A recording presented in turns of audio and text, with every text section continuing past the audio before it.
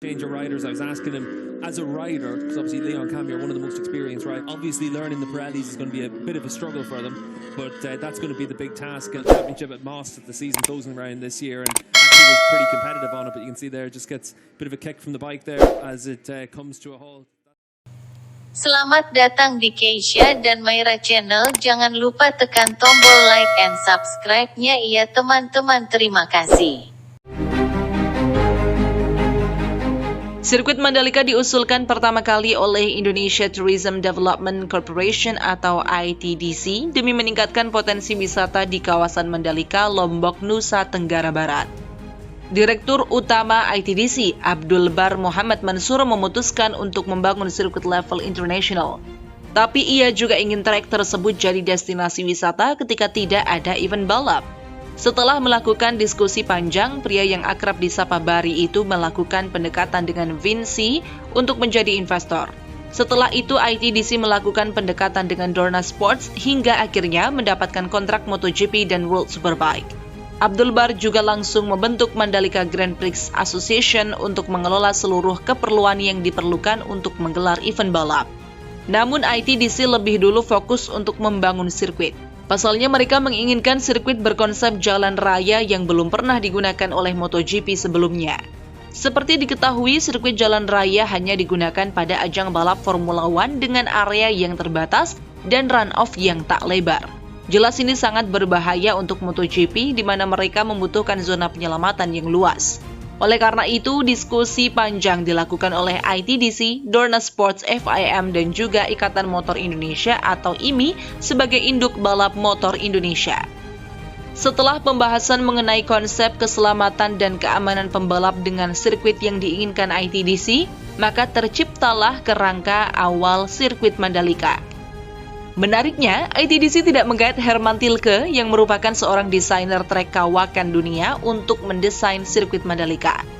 ITDC mempercayakan tugas tersebut kepada Populous yang merupakan perusahaan arsitektur asal Amerika Serikat yang juga berbasis di Inggris dan Australia yang telah membangun beberapa venue olahraga besar seperti Stadion Wembley. Keindahan hasil karya Populous menjadi faktor utama ITDC dalam menunjuk mereka. Mengingat tujuan utamanya adalah mempromosikan wisata di Mandalika. Maka dari itu mereka ingin sirkuit dibuat seindah mungkin agar menarik wisatawan dari seluruh dunia. Setelah bekerja sama dengan Populous dalam merancang trek, ITDC lalu membawa hasil awal untuk ditunjukkan kepada Dorna Sports di Qatar pada 2018. Abdul Bar menunjukkan desain trek kepada Direktur Balap Dorna, Franco Uncini, yang akhirnya disetujui setelah dilakukan sedikit perubahan. Tetapi itu belum selesai, ITDC baru menemui Loris Capirossi yang merupakan Rider Safety Commission untuk memastikan desain yang disetujui Franco Uncini aman. Akhirnya seluruh pihak terkait menyepakati bahwa trek yang akan dibangun di Mandalika sebagai sirkuit jalan raya. Meski berkonsep sirkuit jalan raya, tetapi Pertamina Mandalika International Street Circuit terlihat sangat serupa dengan trek permanen. ITDC dan MGPA juga mengklaim sirkuit Mandalika menjadi yang paling aman dari trek-trek lainnya. Ini bukan hanya sekadar ucapan, banyak faktor yang mendukungnya.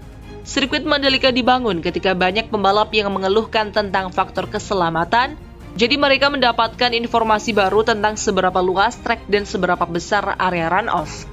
Tetapi ini juga harus dipastikan kembali ketika World Superbike akan menjadi ajang balap pertama yang mengaspal di sirkuit Mandalika. Sebagai sirkuit baru MotoGP yang akan berkonsep jalan raya, ITDC dan MGPA menunjukkan keseriusannya dan ingin memberikan yang terbaik kepada para pembalap dunia. Ini dilakukan dengan memilih Stone Mastic Aspal sebagai permukaan aspal trek. Stone Mastic Aspal merupakan aspal pengembangan terbaru dari Inggris yang memiliki banyak keunggulan. Salah satunya adalah cepat kering ketika kondisi basah. Aspal jenis Stone Mastic Aspal memiliki tekstur yang lebih kasar dan juga diklaim bisa menahan beban kecepatan kendaraan yang melaju hingga lebih dari 360 km per jam, berbeda dengan aspal biasa yang hanya mampu menahan kecepatan sekitar 120 km per jam. Selain itu, Direktur Keuangan, Strategi dan Manajemen Risiko ITDC Nuda Asyadi menegaskan sirkuit Mandalika jadi sirkuit yang pembangunannya paling cepat karena tak sampai 1 tahun. Ini juga diikuti oleh pembangunan fasilitas pendukung lainnya seperti bypass yang membuat perjalanan dari bandara ke sirkuit Mandalika dapat ditempuh hanya dalam waktu 15 menit dari awalnya lebih dari 1 jam. Dengan dibangunnya sirkuit kelas dunia di Nusa Tenggara Barat ini, nantinya akan ada banyak event internasional yang akan berlangsung di sirkuit Mandalika yang diperkirakan bakal membuka lapangan pekerjaan bagi 7.500 orang. Ajang MotoGP juga diharapkan bakal meningkatkan jumlah wisatawan luar negeri ke Indonesia hingga 300.000 orang per tahun.